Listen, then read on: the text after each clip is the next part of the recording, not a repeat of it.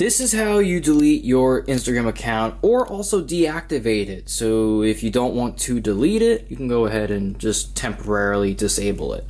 So here's what you're going to want to do. Go to your Instagram settings.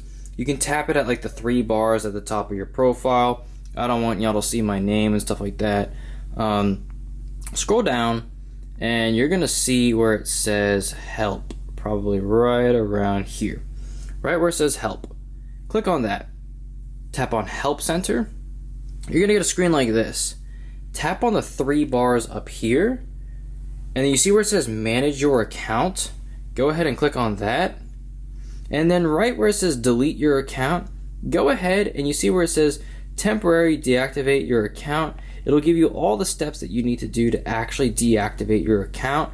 And it gives you everything like that. The reason I'm doing this is because Instagram always changes where it's at every single update. So if you always go through the help center, you'll always know where it is, and you can temporarily disable your account, or you can choose to delete the account altogether. Anyways, thank you so much for watching, and as always,